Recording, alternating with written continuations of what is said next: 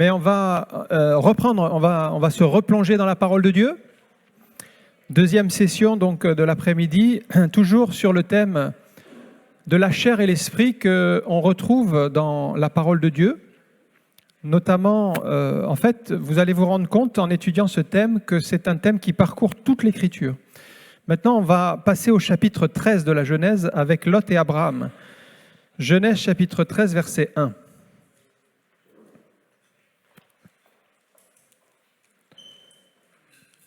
Abraham remonta d'Égypte vers le midi, lui, sa femme et tout ce qui lui appartenait, et Lot avec lui. Abraham était très riche en troupeaux, en argent et en or. Il dirigea ses marches du midi jusqu'à Béthel, jusqu'au lieu où était sa tente au commencement entre Béthel et Haï, au lieu où était l'autel qu'il avait fait précédemment.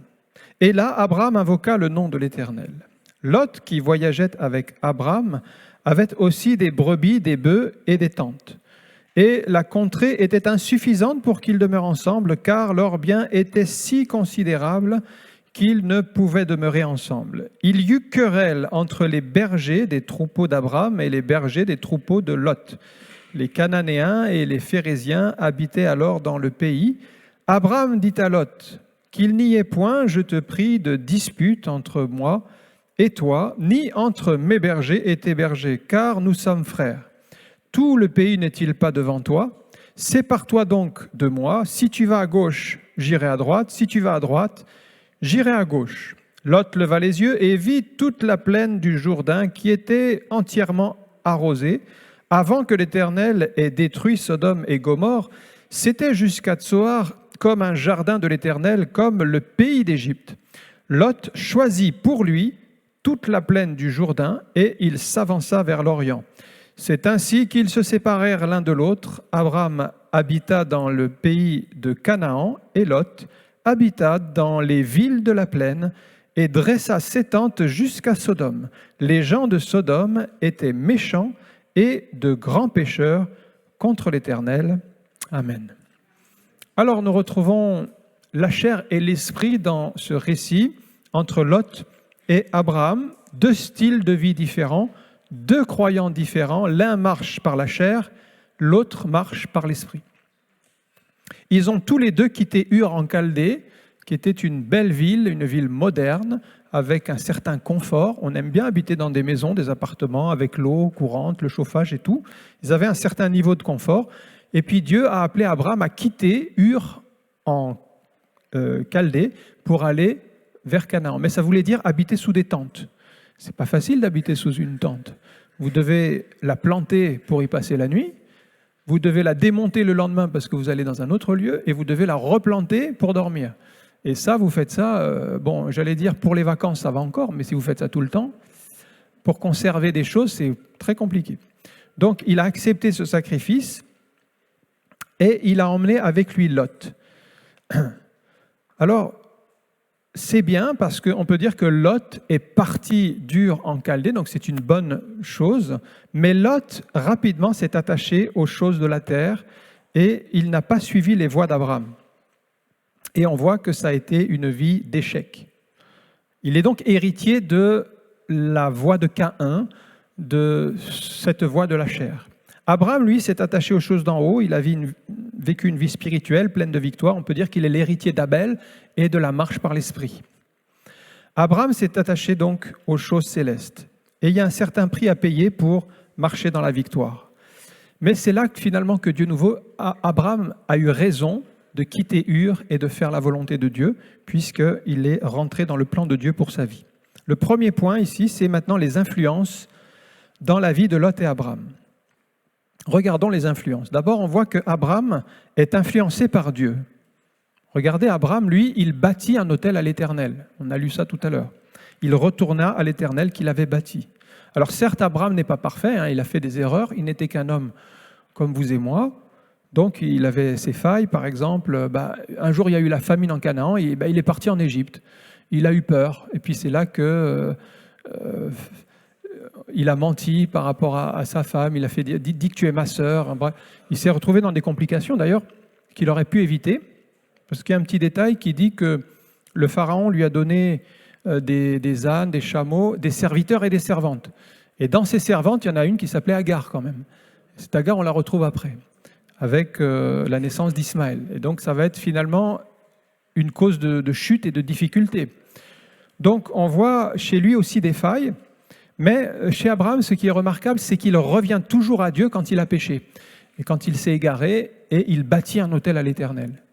Et plusieurs fois, vous voyez Abraham qui bâtit un autel à l'Éternel. Maintenant, si je regarde Lot, je ne vois jamais Lot bâtir un autel à l'Éternel, par exemple. On ne voit pas qu'il prie. C'est vrai qu'il a quitté Ur en Chaldée lui aussi, mais pourquoi il a quitté Ur? Parce qu'Abraham l'a emmené avec lui. Il suit le mouvement. Son père Haran était mort, donc Haran c'était le frère d'Abraham, il est mort, et donc Abraham a pris Lot sous son aile et l'a emmené avec lui.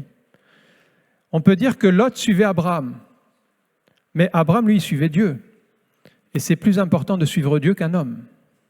Et ça, Lot ne l'a pas compris. Nous ne suivons pas un homme, nous suivons Christ. Nous suivons le Seigneur Jésus. Mais nous ne devons pas suivre un homme, parce que l'homme, il peut s'égarer, il peut se tromper de chemin. Alors nous suivons Christ. Mais si vous négligez, comme Lot, la prière, c'est-à-dire vous ne bâtissez pas d'autel à l'Éternel, si vous ne prenez pas la prière à cœur, tant la prière individuelle que la prière collective, vous ne tarderez pas à sombrer comme Lot. Parce que Lot, son problème, c'est le manque de prière. C'est la voie de la chair, c'est la descendance de Caïn. Il a sombré dans le péché. Pierre précise que Lot était injuste. C'est écrit dans une épître de Pierre. Donc effectivement, il faisait partie des croyants, mais des croyants qui étaient attachés aux choses de la terre. Et on ne voit pas sa piété. Paul dit, il y en a qui ont l'apparence de la piété, mais qui ont renié ce qui en fait la force. Il avait l'apparence parce qu'il faisait partie du peuple de Dieu, il était croyant, il croyait en Dieu, mais il n'en avait pas la force, parce qu'il n'y avait pas la prière dans sa vie. On ne peut pas être chrétien en secret. Lorsque j'ai travaillé dans le monde de la publicité, donc après mes études, j'ai quand même travaillé 1 an dans la publicité, il y avait une personne dans notre entreprise qui était aussi chrétienne, comme moi, et moi je témoignais dans l'entreprise, et elle, je lui avais demandé de faire un prospectus. Je ne savais pas qu'elle était chrétienne en fait, parce qu'elle l'avait dit à personne, et elle me l'a confié, elle m'a dit, je suis aussi chrétienne, mais surtout le dites à personne, parce que personne ne le sait dans l'entreprise. Vous voyez, elle avait honte de l'évangile, elle avait honte du témoignage, elle avait peur que ce que les gens allaient penser d'elle, alors que quand nous sommes en Christ, on n'a pas besoin d'avoir peur de l'évangile ou honte de l'évangile. Regardez 2 Timothée chapitre 1, versets 7 à 8. « Car l'esprit que Dieu nous a donné ne nous rend pas timides. Au contraire, son esprit nous remplit de force, d'amour et de sagesse. » Ça, c'est la marche par l'esprit. Vous n'allez pas être timide et vous allez parler du Seigneur. « N'aie donc point honte du témoignage à rendre de notre Seigneur, ni de moi son prisonnier, mais souffre avec moi pour l'Évangile par la puissance de Dieu. » On ne doit pas avoir honte de l'Évangile, frères et sœurs. Dans ce monde, ils n'ont pas honte d'afficher leur position.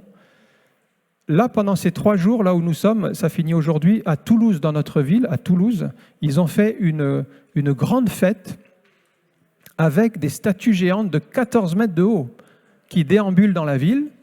Et c'est un minotaure géant. Un minotaure géant, c'est un démon qui s'appelle Lilith. Et puis c'est une araignée géante et ils font un spectacle avec ça. Et j'ai regardé les textes un petit peu du spectacle, mais c'est vraiment pour ouvrir ça s'appelle la porte des ténèbres. Rien que le titre, c'est la porte des ténèbres. Et ils ont mis des affiches partout dans la ville. Ils ont envoyé des publicités. Vous voyez, ils n'ont pas peur. Et puis ensuite, ils ont expliqué que la ville allait être consacrée à Lilith, le démon de la nuit, Lilith, et que les habitants allaient être invités à suivre Lilith pour aller en enfer. Ouais, tout est expliqué comme ça. Ils ne passent pas par 4 chemins, ils mettent ça par écrit, c'est publié, c'est envoyé dans toute la ville. Et nous, on aurait honte de l'évangile à témoigner de Jésus-Christ. Alors pendant ces 3 jours, dans notre église, on a décidé de faire de l'évangélisation et de dire que Jésus, c'est la porte de la lumière qui amène la vie et qui change les cœurs. Et on en a profité pour faire de l'évangélisation. Et on n'a pas honte, on est allé dans la rue avec des pancartes. en disant que Dieu vous aime, que Dieu a un plan d'amour pour vous, et on a distribué des flyers, des invitations, on a fait des soirées d'évangélisation, parce qu'on n'a pas honte de l'évangile. Le monde n'a pas honte de dire son message, eh bien nous, on n'a pas honte non plus de proclamer Jésus. Le Seigneur veut nous libérer de la peur, mais même de ce que pensent les autres. Certains sont terrorisés. Qu'est-ce qu'il va penser de moi si c'est que je suis chrétien? Qu'est-ce qu'il va penser? Eh bien, ne vous préoccupez pas de cela. Ce qui doit être notre priorité, nous chrétiens, c'est qu'est-ce que Dieu pense de nous? Est-ce que nous sommes fidèles? Est-ce que nous sommes sérieux dans les choses de Dieu, dans sa parole? Ça doit nous préoccuper. Mais qu'est-ce que le monde pense? Ça, c'est pas notre préoccupation principale. Notre préoccupation principale, c'est de plaire à Dieu et de faire sa volonté. Le deuxième point, c'est maintenant une séparation nécessaire entre Lot et Abraham. On voit ici deux lignées spirituelles incompatibles. Et il y a une vérité spirituelle ici, c'est que le charnel ne peut pas cohabiter avec le spirituel. À un moment donné, il faut trancher. Il faut faire un choix. Et il y aura toujours un conflit entre Lot et Abraham. Vous voyez, ça se manifestait par les bergers qui se disputaient. Là, il y avait les bergers de Lot d'un côté, les bergers d'Abraham. Mais il fallait qu'ils se séparent. Si vous êtes spirituel, vous ne pourrez pas travailler avec une personne qui est dans la chair. À un moment donné, ça ne va pas fonctionner. Vous ne serez pas dans le même esprit, vous ne pourrez pas avancer d'un même cœur, d'un même esprit. Donc, vous voyez, c'est spirituel. Et Abraham, lui, c'est un homme de paix. Matthieu 5, 9, c'est Jésus qui dit « Heureux ceux qui procurent la paix ». Vous remarquerez que les hommes et les femmes spirituels, ce sont des gens de paix. Ils aiment le Seigneur et ils cherchent la paix. Ils sont appelés fils de Dieu. Alors, on ne va pas agir par intérêt personnel. Donc, celui qui aime le Seigneur, il n'agit pas par intérêt personnel, il est prêt à tout, même à tout perdre, même sur le plan matériel. Vous voyez, Abraham, il a perdu sur le plan matériel parce qu'il a laissé Lot choisir. Et Lot a choisi la meilleure part. Il a dit, moi je veux la plaine, moi je veux cette zone, elle est bien arrosée, elle est bien verdoyante, je veux le meilleur. Donc, apparemment, Abraham était un peu perdant dans cette affaire-là. Mais ça, c'est dans les apparences, parce que spirituellement, il n'était pas perdant. Et si vous êtes proche de Dieu, vous allez choisir les vraies valeurs. C'est-à-dire qu'Abraham, il avait compris que la montagne, c'était le lieu de rencontre avec Dieu. Et c'est pourquoi il n'était pas attiré par la plaine et Sodome et Gomorrhe. Mais comme Lot ne priait pas, et c'est ça que je vous disais tout à l'heure, c'est qu'il ne bâtissait pas d'autel à l'Éternel, il n'avait pas de relation profonde avec Dieu, alors ses choix ont été mauvais. Quand vous ne priez pas, vous ne passez pas de temps à chercher la face de Dieu, vous allez faire les mauvais choix. Et bien, c'est ce qui s'est passé pour Lot. Donc, il s'agit de passer du temps dans la présence de Dieu, de lui obéir. Et en fait, vous allez vous retrouver dans la montagne, un petit peu comme Abraham. Alors la montagne, c'est plus dur parce que voilà, ça monte, il y a des cailloux, c'est pas la plaine, c'est moins arrosé, c'est moins verdoyant, mais c'est le lieu de la présence de Dieu. Et on va voir un troisième point, c'est maintenant les choix de Lot et d'Abraham. Abraham laisse donc le choix à son neveu. On est étonné parce que quand même le plus ancien, c'était Abraham, il aurait pu choisir directement, faire usage de son autorité. Mais en fait, Abraham est très humble et il s'en remet à Dieu pour cette situation. Il fait confiance à Dieu et voilà, il laisse son neveu choisir. Eh bien ça, c'est une grande leçon pour nous parce qu'Abraham était quand même d'une très grande profondeur spirituelle, mais il a su rester très humble.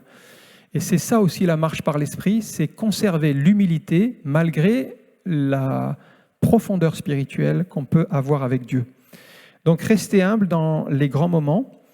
Et même, il y avait des grandes promesses sur la vie d'Abraham. Il était appelé à être le père d'une multitude de nations. Il allait avoir un pays, Canaan. Donc, il y avait des grandes bénédictions. Mais voyez, il ne se laissait pas séduire par ces choses-là. Il restait humble. Et regardez Philippiens 2:3. Paul dit « Ne faites rien par esprit de parti ou par vaine gloire, mais que l'humilité vous fasse regarder les autres comme étant au-dessus de vous-même. » Ça, c'est que dans la marche par l'esprit qu'on peut arriver à cette humilité et cette considération que Dieu a placé les autres et comme au-dessus de nous-mêmes. Alors Lot n'a pas entretenu de relation profonde avec Dieu, et il va tomber dans les pièges que Satan a placés sur sa route. De toute façon, il faut savoir que Satan, il place des pièges partout. Satan, les mauvais esprits, ils font que ça. Ils sèment des pièges. Si vous n'êtes pas dans l'esprit, vous allez tomber dans les pièges. C'est comme Lot. Donc lui, il regarde la plaine, il la voit arrosée, il dit c'est comme un jardin de l'Éternel, alors que c'était quand même les villes de Sodome et Gomorrhe. Donc les yeux, c'est vraiment une occasion de chute, et Lot va se baser sur ce qu'il voit. Et finalement, il ne regarde plus les choses sous l'angle de Dieu, mais il regarde les choses sous l'angle de la chair. Et là, on fait erreur. Voyez pourquoi? Parce que la Bible dit, au verset 13, on l'a lu tout à l'heure, « Les gens de Sodome étaient méchants et de grands pécheurs contre l'Éternel. » Ça, c'est regarder les choses sous le regard de Dieu, sur la vision spirituelle. Et Lot, lui, quand il regarde la ville, il voit Sodome, qu'est-ce qu'il voit? Il voit la plaine arrosée du Jourdain, il voit comme un jardin de l'Éternel, il voit une pluie de bénédiction en fait, où Dieu a dit, non attention, ici c'est mauvais, c'est un endroit, il ne faut pas y aller, ça sera préjudiciable pour vous. Et quand on regarde les choses du côté charnel, un peu comme Lot, on va faire des choix charnels, on est même sûr de se tromper. Si vous faites un choix sans prier, sans demander la volonté de Dieu, vous suivez un choix qui vous plaît, voilà, vous allez faire comme Lot et aller dans la mauvaise direction. Lot choisit ce qui pense être le meilleur. Moi, je pose la question, est-ce que nous savons ce qui est le meilleur pour nous? On croit le savoir, mais si vous faites tous vos choix vous-même, vous vous rendrez compte que ce n'est pas les bons choix. Vous allez choisir le mauvais travail, vous allez choisir la mauvaise maison, dans la mauvaise ville, peut-être le mauvais conjoint, vous allez retrouver dans les problèmes. Tous vos choix, en fait, que vous croyez bons, vont s'effondrer les uns après les autres. Le choix de Lot, en fait, a révélé son cœur. Il est égoïste, il est mauvais, il est tortueux. Je remarque une autre chose, c'est qu'aussitôt après la séparation, on a lu, donc Lot est parti d'un côté, Abraham est parti de l'autre. Aussitôt après cette séparation, c'est au verset 14 à 18, Abraham se retrouve dans la présence de Dieu, dans la montagne. Abraham reçoit une promesse renouvelée qu'il va avoir une terre, qu'il va avoir une descendance. Abraham n'avait pas besoin de Lot dans sa vie. Il l'avait pris par compassion pour l'entraîner, pour l'amener plus loin. Mais par contre, Lot avait besoin d'Abraham pour s'en sortir. Parce qu'en faisant ses choix et en suivant sa volonté, il allait s'égarer et se perdre. Mais Lot était tellement orgueilleux qu'il n'a pas compris qu'en fait, il avait besoin d'Abraham. Il a compris qu'il pouvait s'en sortir tout seul.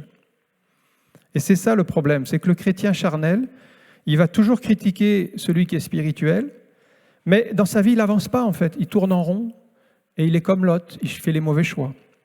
Tandis que le chrétien spirituel, il n'a pas besoin vraiment du chrétien charnel.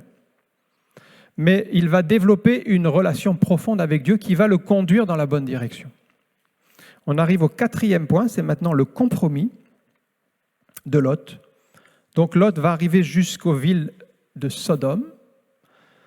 Et remarquez la progression quand vous lisez le texte. D'abord, il va dans Sodome. Ensuite, il installe ses tentes jusqu'à Sodome, donc il n'est pas dans la ville. Ensuite, vous le trouvez dans la ville. Et ensuite, vous le trouvez assis à la porte de la ville. Donc, c'est au lieu d'échange et de marché. Donc, il s'est vraiment intégré. Alors, il a été présomptueux parce qu'il croit qu'il peut vivre comme le monde sans laisser le monde rentrer en lui. Et finalement, c'est le monde qui est rentré dans son cœur. Lot est vraiment l'image du chrétien faible qui a laissé des petits compromis aboutir à un grand éloignement de Dieu. Ça, c'est un piège dans lequel nous ne devons pas tomber. Ecclésiaste chapitre 10, verset 1. « Les mouches mortes infectent et font fermenter l'huile du parfumeur.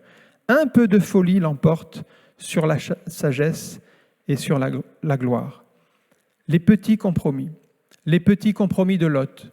Il a commencé par s'approcher de Sodome. Il ne voulait pas y entrer au début, mais juste profiter de la plaine du Jourdain. Les petits compromis se sont enchaînés et finalement, il s'est éloigné de Dieu. Ce qu'on accepte aujourd'hui, peut-être on ne l'acceptait pas il y a 10 ans ou il y a 20 ans. Vous voyez, on a laissé des choses s'installer. Je vous donne un exemple qui est qui est arrivé aux États-Unis, on a découvert des séquoias géants.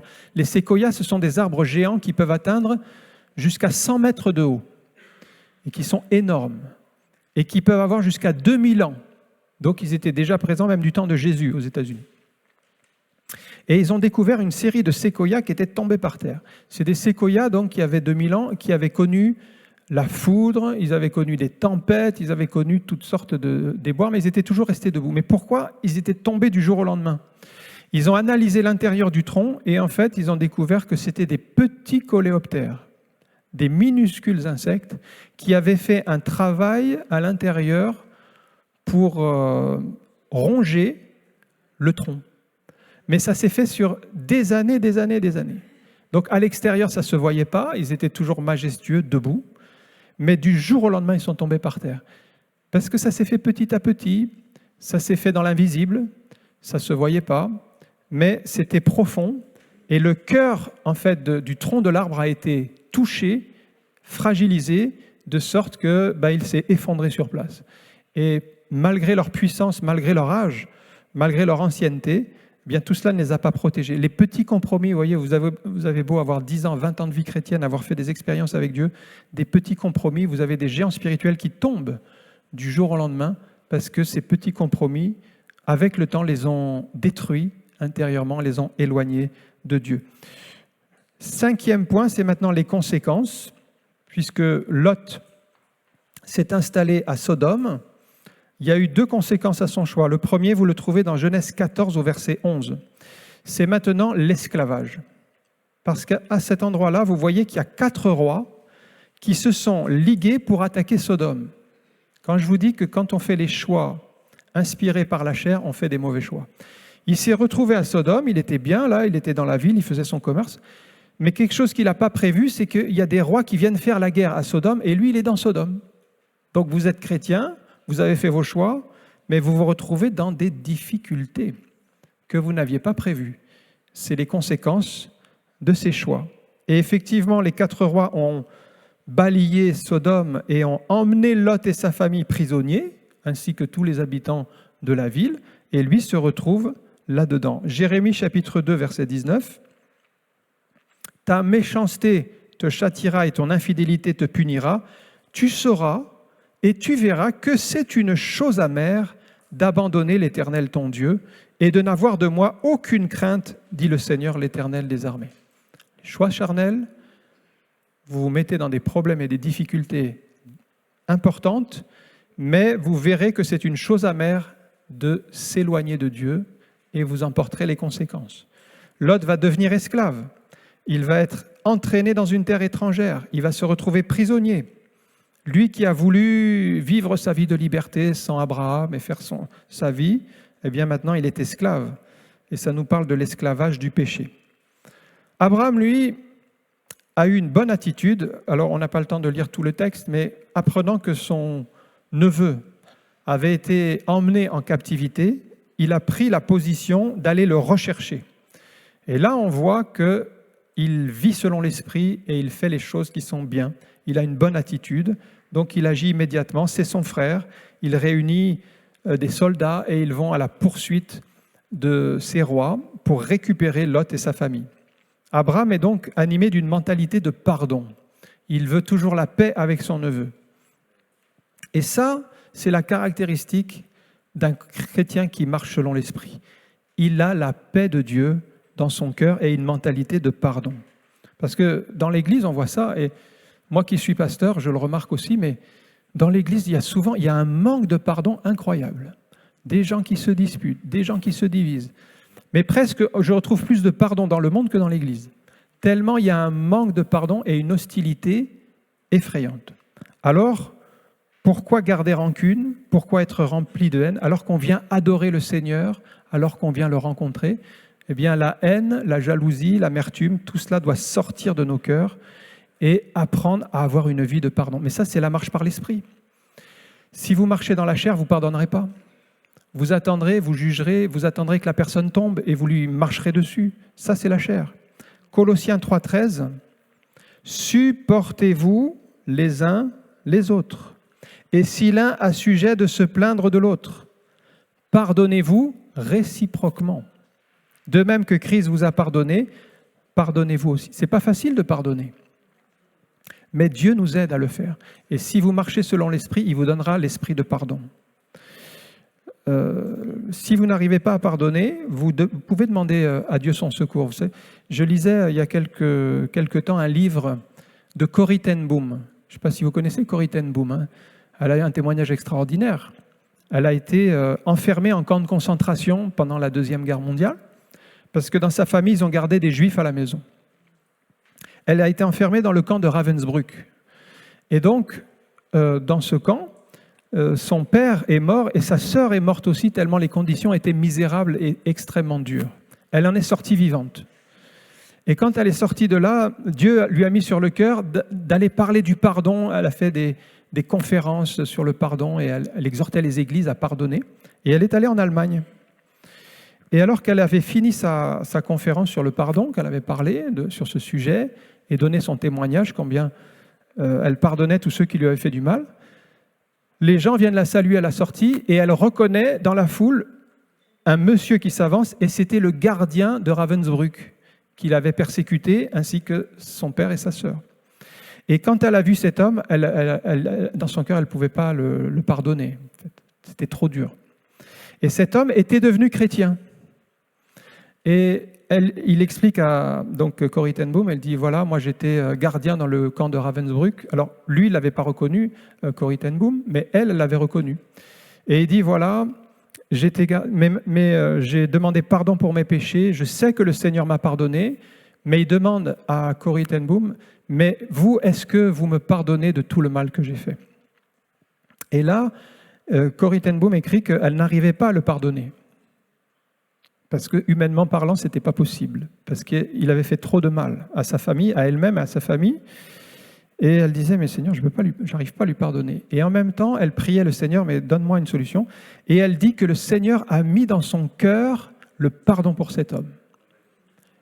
Mais si elle avait rejeté cette pensée-là, elle n'aurait jamais pardonné. Et à un moment donné, on a besoin du secours de Dieu qui vous donne le pardon. Et elle dit ceci, c'est que quand elle a pardonné à cet homme, elle s'est sentie rajeunir de 10 ans et elle a eu une nouvelle onction dans son ministère extraordinaire. Alors, vous voyez, si vous voulez rajeunir de 10 ans, ce n'est pas la peine d'utiliser la crème anti-rides. Vous pardonnez à votre frère, votre sœur, et vous allez rajeunir d'un coup. Et moi, je me dis, si cette femme a pu pardonner un acte aussi horrible qui a été fait, est-ce que nous, on n'arriverait pas à pardonner notre frère, notre sœur? Pour des choses, mais 1000 fois moins graves. Et pour des choses 1000 fois moins graves, c'est l'amertume, c'est le manque de pardon, on y pense le midi, on y pense le soir, on y pense en mangeant sa soupe. Ah là là, si je le revois, ce frère-là. Le manque de pardon, c'est puissant. Mais je me dis que si elle a réussi, pourquoi nous, on n'arriverait pas? Eh bien, frères et sœurs, si vous voulez marcher selon l'esprit, c'est l'esprit de pardon. Si vous ne pardonnez pas, c'est la chair. Si vous n'arrivez pas à pardonner, c'est la chair qui a pris le dessus dans votre vie.